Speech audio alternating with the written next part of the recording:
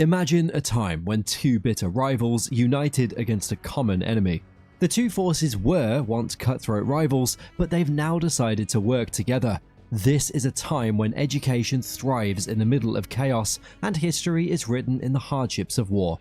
In this video, we're exploring the often overlooked details of the Sino-Japanese War.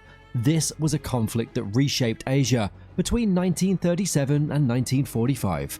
We'll explore how opposing factions put aside their differences, the remarkable survival of education, and the permanent marks this war left on global history. Keep watching as we uncover the hidden secrets of this monumental event. You'll be astonished by the unexpected alliances, shocking strategies, and intricate political maneuvers of all those involved. It's a journey through time that'll change how you see one of the 20th century's key conflicts. Let's turn the clock back to the late 19th century. This was a time when a storm was brewing in East Asia. It was a storm that would forever alter the balance of power in the region. This was the First Sino-Japanese War, a conflict that erupted between China and Japan from 1894 to 1895. But what was this war really about? Let's take a closer look. Korea, a strategically important and culturally rich nation, was at the heart of the conflict. Both China and Japan had their eyes set on Korea. Each one wanted control and influence over this ancient land. To these powers, Korea was more than a simple neighbor. It was a gateway to the rest of Asia, a jewel both sides were eager to add to their collection. As tensions escalated, the situation eventually boiled over into a full-scale war. This was a battle of armies, a clash of dreams, a fight to determine who would control East Asia. With their long history and vast resources, the Chinese army was confident about a victory. The Japanese army, emerging from centuries of isolation and rapidly modernizing, was determined. The stage was set. It was a showdown that would shake the very foundations of the region. The battles were fierce. Each side employed tactics that were a mix of traditional warfare and the latest military technology. Just picture ironclads and modern artillery clashing with ancient battle strategies. This was a war on land and at sea, with naval battles crucial in the outcome. But as the war progressed, a surprising turn of events unfolded. Many people underestimated the Japanese forces and were shocked at the nation's remarkable military power and strategic skills. They managed to rewrite the rules of Asian warfare. In April 1895, after months of intense fighting, the war reached its conclusion with the signing of the Treaty of Shimonoseki. This ceasefire helped to change East Asian geopolitics completely. China had once been a centuries-old giant, an Asian power to behold. However, it was forced to recognize Korea's independence.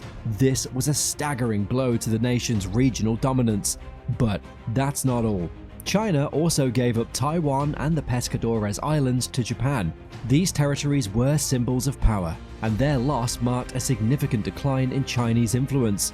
The First Sino-Japanese War signaled the end of an era and the birth of a new power dynamic in East Asia. It planted the seeds for future conflicts and reshaped East Asia's political landscape. But that wasn't the only conflict. From 1937 to 1945, these countries fought in the Second Sino-Japanese War, an extraordinary chapter in Chinese history. China's two major political factions were the Nationalist Party, known as the KMT, led by Chiang Kai-Shek, and the Chinese Communist Party, known as the CCP, led by Mao Zedong. They had a long history of mutual distrust and ideological differences. However, these two enemies formed an unlikely alliance called the Second United Front. It was a response to the serious threat from Japanese aggression, but beneath this partnership lay a web of internal conflict and power struggles. It was a tale of ideological rifts and uneasy cooperation. You can trace the roots of this alliance back to 1937 with the Marco Polo Bridge incident. This was a spark that ignited the full-scale Japanese invasion of China.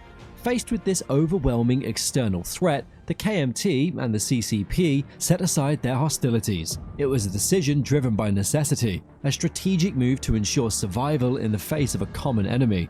In the early stages of war, the nationalist and communist forces presented a united front against the Japanese advance. They launched joint military campaigns, marking a rare moment of cooperation in a nation long divided by internal conflict. However, the path of this alliance was far from smooth, despite their common goal. Tensions between the KMT and CCP were always simmering beneath the surface. Their different ideologies, strategic disagreements, and historical issues often strained the alliance, casting a shadow over their united efforts. These struggles were an ongoing saga, even during the bloody chaos of war. The KMT and CCP were fighting an external enemy, but also engaged in a subtle battle to expand their influence and consolidate power within their controlled areas. This quest for dominance was a delicate dance for power, played out against the backdrop of a much larger conflict. There were periods of cooperation, but there were also intermittent conflicts. These power struggles often erupted into armed clashes. But these were not simple military confrontations. They were symbols of deep divisions within the Chinese political landscape. As the war progressed, Japan was eventually defeated in 1945, and the fragile fabric of the Second United Front began to unravel. The end of the external threat showed the internal cracks of the division, leading to the alliance crumbling. This gave way to the rise of the Chinese Civil War. After 1945, both the KMT and CCP were pitted against each other in a continuation of a struggle that had been temporarily paused but never truly resolved. As we venture deeper into the dark and dangerous days of the Second Sino-Japanese War, a beacon of hope and resilience shines bright. Amid the chaos and destruction, Leander University, also known as United or Union University, emerged as an example of the unyielding spirit of human knowledge and learning. This incredible institution emerged after three prominent universities combined: Zedong University, National Shekyang University, now part of Zhejiang, and Fudan University.